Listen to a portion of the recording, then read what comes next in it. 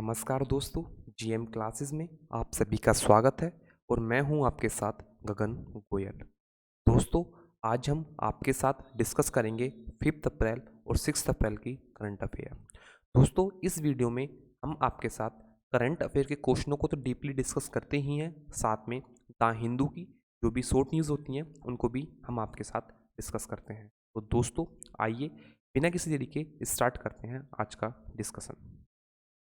हमारी first news है, China के जो एम्बेसडर हैं इंडिया के अंदर, उनके द्वारा बोला गया है कि अगर इंडिया और चाइना मिलकर काम करते हैं तो ही बॉर्डर वाले इश्यू पर शांति बनाकर रखी जा सकती है।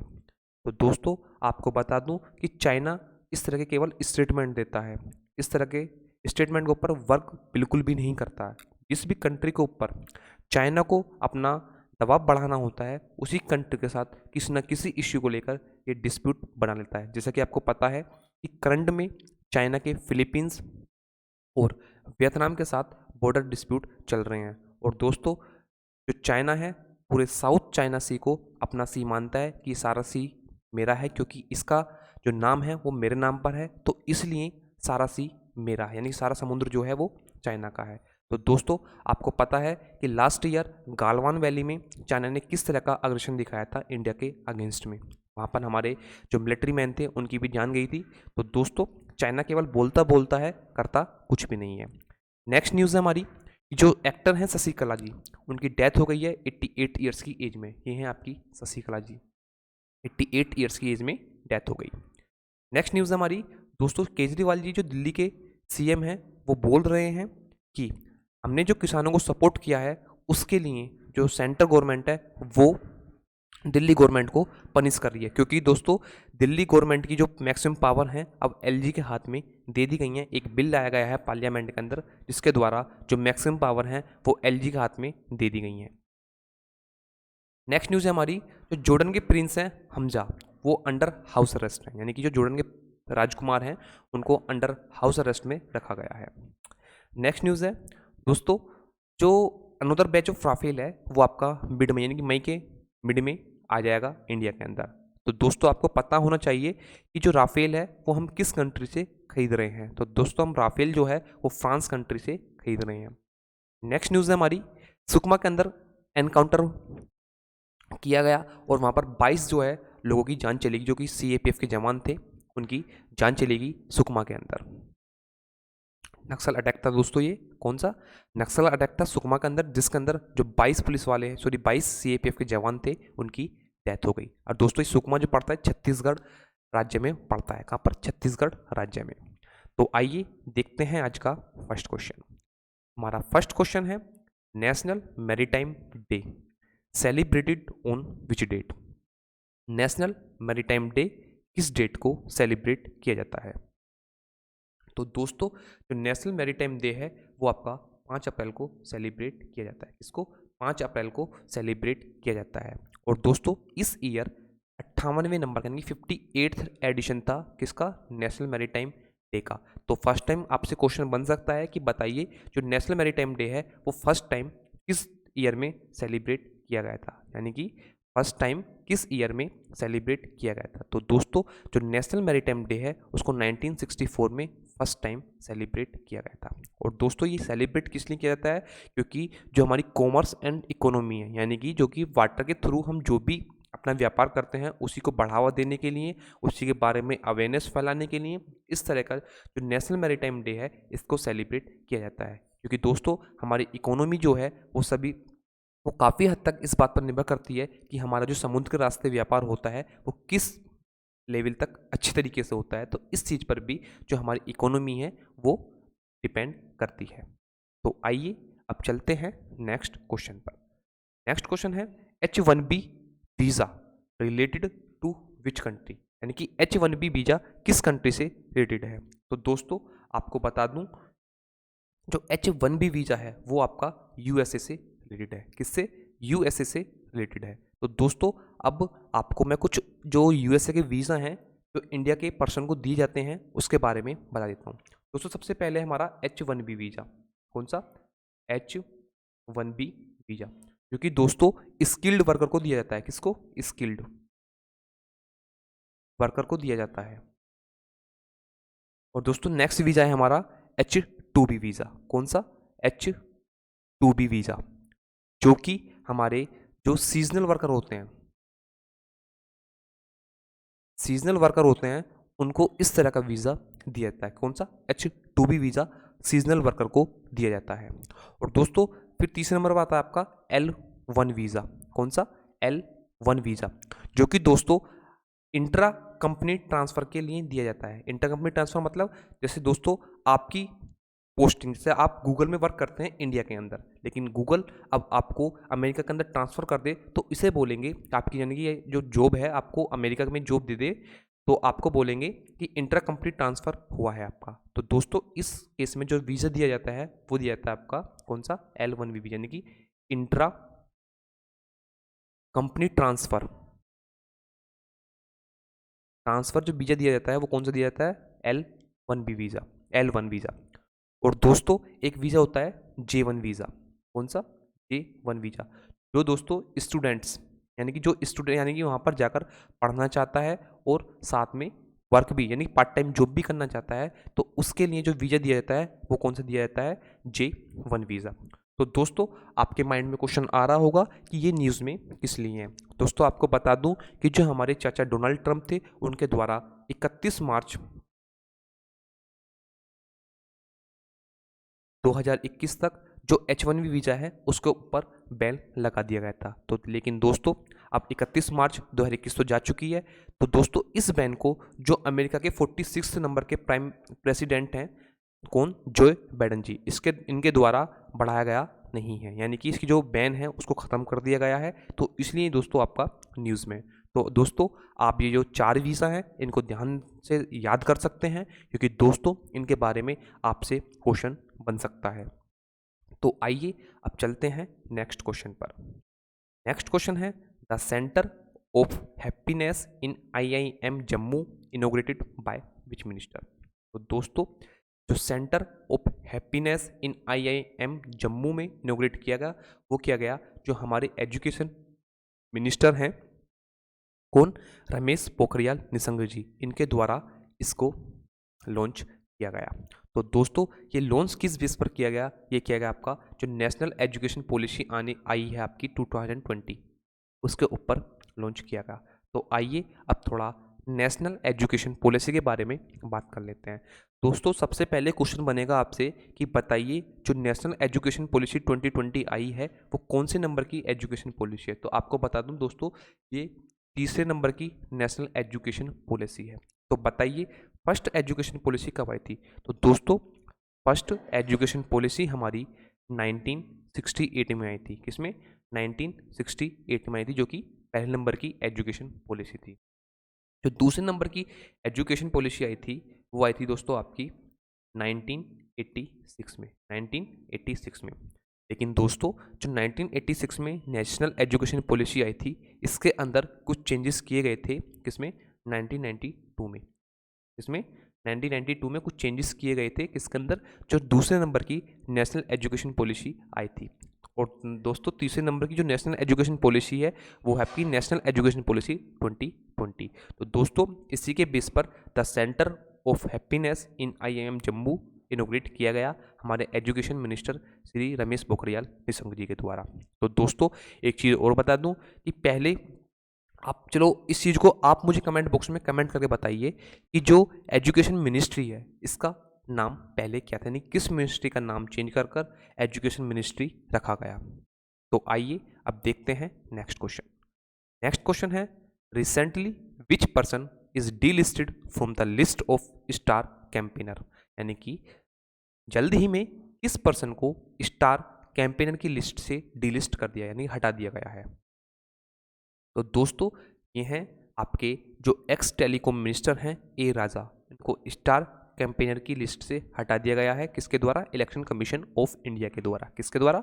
इलेक्शन कमीशन ऑफ इंडिया के द्वारा जो एक्स टेलीकॉम मिनिस्टर हैं ए राजा उनको हटा दिया गया है। तो दोस्तों अब आइए थोड़ा स्टार कैंपेनर के बारे में जान लेते हैं। दोस्तों एक स्टार कैंपेनर जो होता है वो एक वोट सीकर होता है, सेलिब्रिटी भी हो सकता है या फिर वो कोई लीडरी पॉलिटिशियन भी हो सकता है या फिल्म स्टार भी हो सकता है। तो दोस्तों आपको बता दूं कि इस तरह का अभी कोई लॉ नहीं है जो कि इसके लिए स्टार कैंपेनर के लिए बनाया गया हो। किसके लिए? स्टार कैंपेनर के लिए बनाया गया हो। इस तरह का कोई भी लॉ भाई हमारी कंट्री के अंदर नहीं है। लेकिन दोस्तों आपको पता होगा कि ये जो स्टार कैंपेनर होते हैं इनको नॉमिनेट किया जाता है किसके द्वारा? जो हमारी पॉलिटिकल पार्टीज होती हैं उनके द्वारा ही नॉमिनेट किया जाता है कि ये हमारे स्टार कैंपेनर हैं। और दोस्तों स्टार कैंपेनर के लिए कुछ गाइडलाइंस इशू की जाती हैं किसके द्वारा? इलेक्शन कमीशन ऑफ इंडिया के द्वारा। किसके अंडर में? Model code of conduct. इसमें मॉडल कोड ऑफ कंडक्ट के अंडर में जो है आपकी कुछ गाइडलाइंस जो है इलेक्शन कमीशन ऑफ इंडिया के द्वारा दी जाती हैं। तो दोस्तों आपसे क्वेश्चन बन सकता है, बताइए एक रिकॉग्नाइज्ड जो पॉलिटिकल पार्टी होती है उसके पास मैक्सिमम कितने स्टार कैंपेनर हो सकते हैं? तो दोस्तों आपको बता दूं कि तो रिकॉग्नाइज्ड जो पॉलिटिकल पार्टी होती हैं उनके पास मैक्सिमम 40 स्टार कैंपेनर हो सकते हैं। कितने? 40 मैक्सिमम स्टार कैंपेनर हो सकते हैं। जो अनरिकॉग्नाइज्ड पॉलिटिकल पार्टी हैं उनके पास 20 स्टार कैंपेनर हो सकते हैं। किसके पास? जो कि रिकॉग्नाइज्ड पॉलिटिकल पार्टी हैं उनके पास 40 और जो अनरिकॉग्नाइज्ड हैं उनके पास 20 स्टार कैंपेनर हो सकते हैं। तो आइए अब चलते हैं नेक्स्ट क्वेश्चन पर। नेक्स्ट क्वेश्चन है global gender gap report release by which organisation? यानी कि ग्लोबल जेंडर गैप रिपोर्ट किस ऑर्गेनाइजेशन के द्वारा रिलीज की गई? तो दोस्तों वर्ल्ड इकोनॉमिक फोरम के द्वारा इस रिपोर्ट को रिलीज किया गया। किसके द्वारा? वर्ल्ड इकोनॉमिक फोरम के द्वारा इस रिपोर्ट को रिलीज किया गया। तो दोस्तों दूसरा क्वेश्चन आपके माइंड में बनता है, दूसरा क्वेश्चन बनता है कि बताइए इंडिया की रैंक कितनी आई ग्लोबल जेंडर गैप रिपोर्ट 2021 में? तो दोस्तों बता दूं जो इंडिया की रैंक है वो आपकी 140 आई, 140 आई है इंडिया की रैंक। और दोस्तों इंडिया जेंडर गैप रिपोर्ट में लास्ट ईयर की पोजीशन से 28 पोजीशन नीचे गिर गया है। कहने का मतलब ये है कि इस ईयर 156 कंट्री में से 140 रैंक आई है, लेकिन लास्ट ईयर जो इंडिया की रैंक थी वो थी 112। कितनी? जो 112 रैंक थी वो थी 2020 के अंदर, और जो 140 रैंक आई है वो आई है 2021 के अंदर 2021 के अंदर। तो दोस्तों आपको बता दूं कि जो जेंडर इक्वलिटी है उसके बारे में जो हमारा सस्टेनेबल डेवलपमेंट गोल होते हैं वो भी हमारे इसके बारे में बात करते हैं कि हमें जेंडर इक्वलिटी लेकर आनी है। तो दोस्तों सस्टेनेबल डेवलपमेंट गोल नंबर 5 जो है वो हमारा जेंडर इक्वलिटी को लेकर बात करता है। किसको लेकर? जेंडर इक्वलिटी को लेकर बात करता है।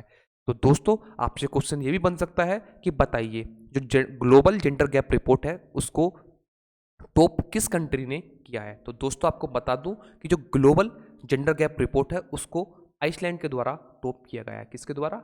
आइसलैंड के द्वारा टॉप किया गया है। और इंडिया की रैंक आई है 140 और लास्ट ईयर थी 112 यानी कि 112 2020 में थी, और 140 रैंक है इंडिया की 2021 में, और वर्ल्ड इकोनॉमिक फोरम के द्वारा इसको रिलीज किया जाता है। तो आइए अब वर्ल्ड इकोनॉमिक फोरम के बारे में जान लेते हैं। दोस्तों जो वर्ल्ड इकोनॉमिक फोरम है उसको फाउंड किया गया था 24 जनवरी 1971 ईस्वी को। किस दिन? 24 जनवरी 1971 ईस्वी को इसको फाउंड किया गया था। और दोस्तों जो इसके हेडक्वार्टर हैं वो है कोलोगनी स्विट्जरलैंड के अंदर इसके हेडक्वार्टर हैं। किसके अंदर? कोलोगनी स्विट्जरलैंड के अंदर इसके हेडक्वार्टर हैं। और दोस्तों आपसे क्वेश्चन बन सकता है कि बताइए ऐसी कौन कौन सी डायमेंशन हैं जिनके ऊपर जिनको काउंट करके ये ग्लोबल जेंडर इंडेक्स इवेलुएट किया जाता है। तो दोस्तों सबसे पहला है आपका इकोनॉमिक पार्टिसिपेशन एंड अपॉर्चुनिटी, यानी कि जो बॉयज़ एंड गर्ल्स का जो इकोनॉमिक पार्टिसिपेशन एंड अपॉर्चुनिटी है उसमें कितना पार्ट होता है, यानी कितने कितने परसेंट में आपके ये हिस्सा लेते हैं कि बॉयज़ कितने पार्ट लेते हैं और गर्ल्स कितनी पार्ट लेती हैं। नंबर सेकंड है एजुकेशन अटेनमेंट, यानी कि एजुकेशन में लेवल क्या है, यानी कि एजुकेशन में जो बॉयज़ एंड गर्ल का रेशो क्या है। नेक्स्ट है हेल्थ एंड सर्वाइवल, कितना? हेल्थ एंड सर्वाइवल में भी बॉयज़ और गर्ल्स का रेशो कितना है ये चेक किया जाता है। और नंबर 4 है आपका पॉलिटिकल एम्पावरमेंट। इन चारों डायमेंशन को चेक करके जो ग्लोबल जेंडर गैप इंडेक्स है इसको तैयार किया जाता है। तो आइए अब चलते हैं नेक्स्ट क्वेश्चन पर। दोस्तों यहाँ पे आपको सस्टेनेबल डेवलपमेंट गोल दिखाए गए हैं और इसमें ये रहा आपका डेवलपमेंट गोल नंबर 5, जो कि आपका जेंडर इक्वलिटी को लेकर वर्क करता है। किसको लेकर? जेंडर, एक minute,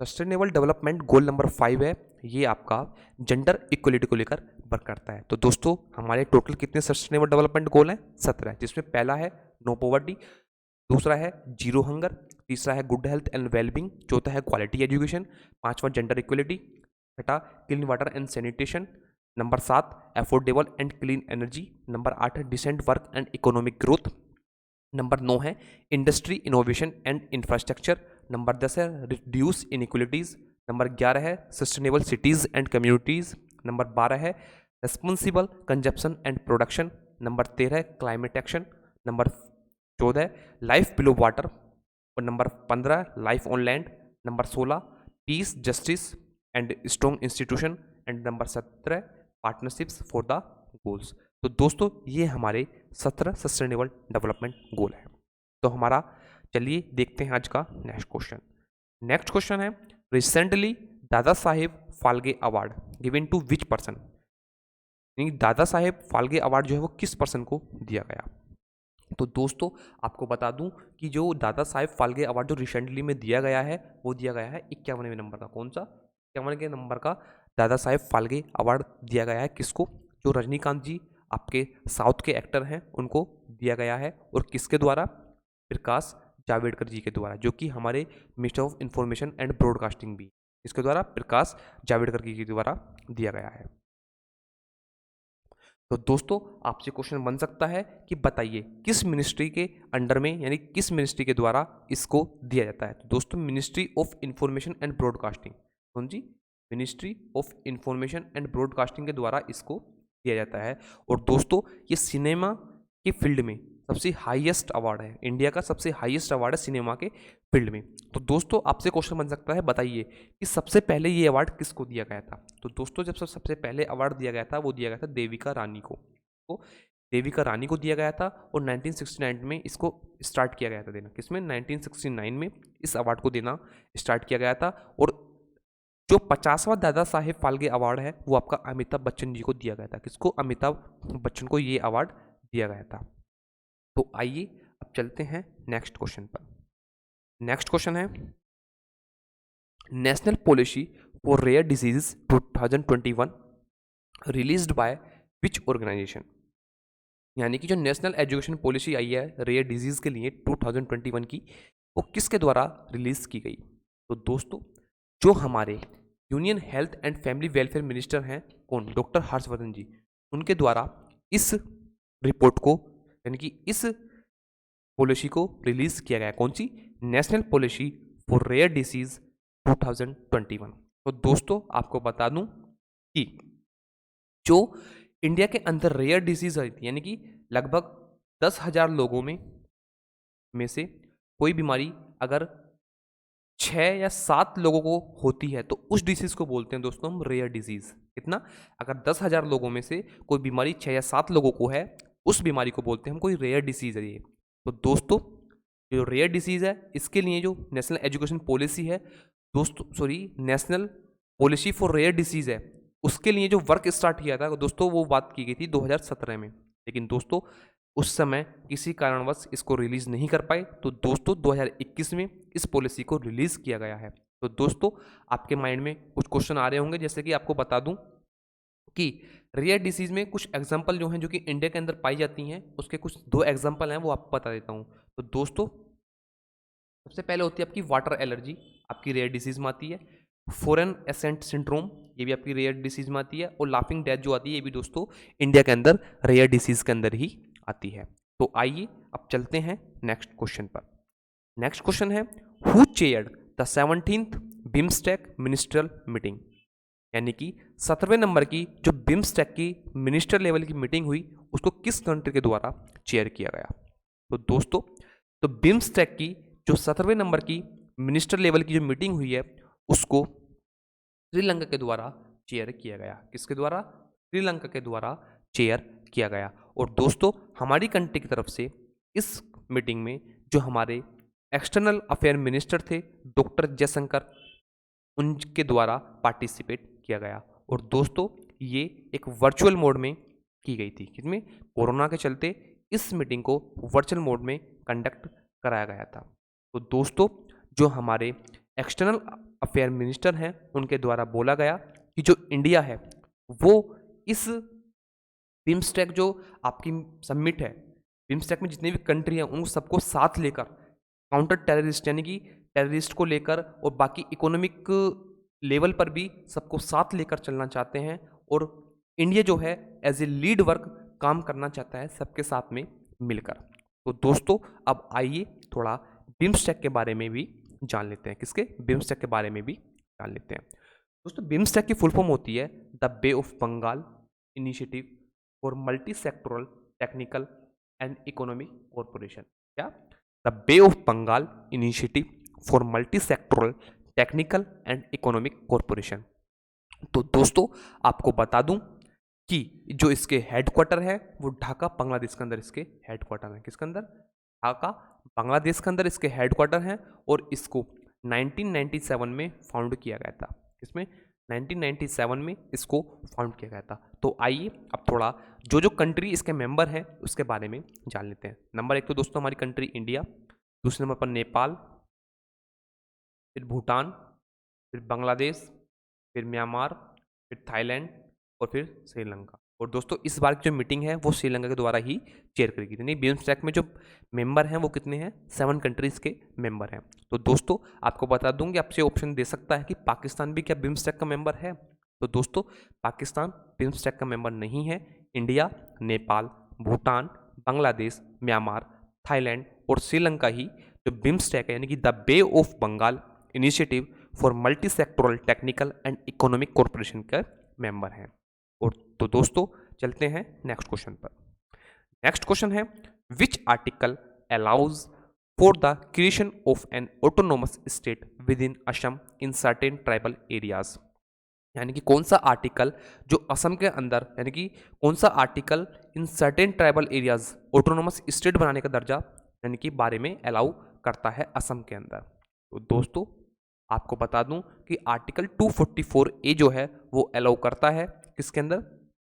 autonomous state within the Assam. कितना?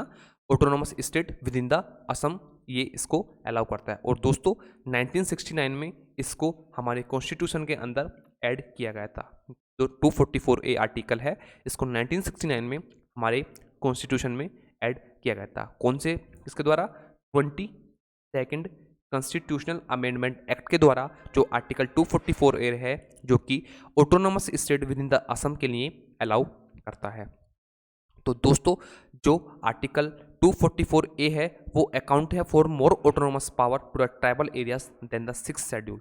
तो दोस्तों हमारे जो ट्राइबल एरियाज हैं उनमें से कुछ स्टेटों को तो शेड्यूल 5 में रखा गया है, कुछ स्टेटों को शेड्यूल 6 में रखा गया है। तो दोस्तों जो आर्टिकल 244A है वो आपका ज़्यादा पावर देता है जो शेड्यूल 6 में रखे गए। क्योंकि दोस्तों आपको बता दूं कि जो असम है वो भी शेड्यूल 6 में रखा गया है, लेकिन जो आर्टिकल 244A है वो 6th शेड्यूल में जितने भी ट्राइबल एरियाज रखे गए हैं उनमें किसी को बहुत ज़्यादा पावर देता, ऑटोनोमस पावर देता है ऑटोनोमस स्टेट बनाने के लिए।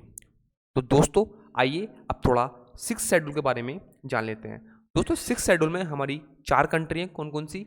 एक जो भी ट्राइबल एरियाज के अंडर में आती है, एक तो असम, मेघालय, त्रिपुरा और मिजोरम। तो दोस्तों ये 4 स्टेट हैं जो कि आपके 6th शेड्यूल के अंदर में काउंट होते हैं। इसके कौन कौन से? असम, मेघालय, त्रिपुरा और मिजोरम, ये 4 स्टेट हैं जो कि हमारे 6th शेड्यूल के अंदर काउंट होते हैं। और दोस्तों ये न्यूज़ में किस लिए हैं? न्यूज़ में इसलिए हैं क्योंकि दोस्तों अभी असम के अंदर इलेक्शन हो रहे हैं, तो वहाँ पर असम को एज ए ऑटोनोमस स्टेट बनाने के लिए बात की जा रही है। वहाँ पर डिमांड उठ रही है कि असम को ऑटोनोमस स्टेट बनाया जाए। तो दोस्तों इसलिए आपका ये न्यूज़ में है। तो दोस्तों अब आइए थोड़ा 6 अप्रैल की जो भी शॉर्ट न्यूज़ हैं उसको हम डिस्कस करते हैं। दोस्तों पहली न्यूज़ है हमारी the Deshmukh quits as high court order CBI probe. यानी कि जो देशमुख हैं, अनिल देशमुख हैं, जो होम मिनिस्टर थे महाराष्ट्र के, उन्होंने अपने पद से इस्तीफा दे दिया गया है, क्योंकि दोस्तों आपको पता ही होगा कि इनके ऊपर केस चल रहा है और हाई कोर्ट का ऑर्डर आते ही इन्होंने अपने पद से इस्तीफा दे दिया। और दोस्तों इनके इस्तीफे को जो हम महाराष्ट्र के सीएम हैं उनके द्वारा स्वीकार भी कर लिया गया है। नेक्स्ट न्यूज़ हमारी दोस्तों, बायजूस ने एक्वायर कर लिया है आकाश को। इसको जो वो आकाश से जो आपका IIT JEE की कोचिंग कराता है उसको एक्वायर कर लिया है, किसमें, $1 बिलियन में। 1 बिलियन की स्टडी डील हुई है इसके बायजू और आकाश के बीच में, और बायजूस ने आकाश को एक्वायर कर लिया गया है। और दोस्तों यहाँ पे जो बहुत डराने वाली न्यूज़ है वो ये है कि जो इंडिया के अंदर 6 अप्रैल को, यानी कि जो भी न्यूज़ थी 6 अप्रैल को, उसमें बताया गया कि 96,580 न्यू इन्फेक्शन केसेस पाए गए, कितने, यानी कि 96,580 नए केस आए और 440 नई डेथ हुई। तो दोस्तों कोरोना का जो सेकंड स्ट्रेन है वो इतनी स्पीड से बढ़ रहा है जितना कि फर्स्ट वाला भी नहीं बढ़ा था। तो दोस्तों घर पे रहिए, सेफ रहिए और मास्क और सैनिटाइजर का यूज़ ज़रूर करिए। नेक्स्ट न्यूज़ है हमारी दोस्तों, अभी जो हमारे एक्सटर्नल अफेयर मिनिस्टर हैं जयशंकर जी, और जो रशिया के एक्सटर्नल अफेयर मिनिस्टर हैं, उनकी एक मीटिंग हुई, किसके लिए, अफगानिस्तान में शांति बनाने के लिए एक मीटिंग कंडक्ट कराई गई है उनके द्वारा। तो दोस्तों आज की वीडियो को यहीं समाप्त करते हैं। अगर दोस्तों आपको हमारी वीडियो पसंद आई हो तो इसको लाइक, शेयर, कमेंट जरूर करें। और दोस्तों इस वीडियो की अगर आपको PDF चाहिए तो आप हमारा टेलीग्राम चैनल ज्वाइन कर सकते हैं, जिसका लिंक आपको डिस्क्रिप्शन बॉक्स में दे दिया जाएगा। और दोस्तों आपको बता दूं कि डेली द हिंदू के पेपर के पॉइंट ऑफ व्यू से जो भी इंपॉर्टेंट आर्टिकल होते हैं वो सभी इस ग्रुप पर, यानी कि हमारे टेलीग्राम ग्रुप पर डाल दिए जाते हैं। तो आप हमारा टेलीग्राम चैनल भी ज्वाइन कर सकते हैं। धन्यवाद। जय हिंद।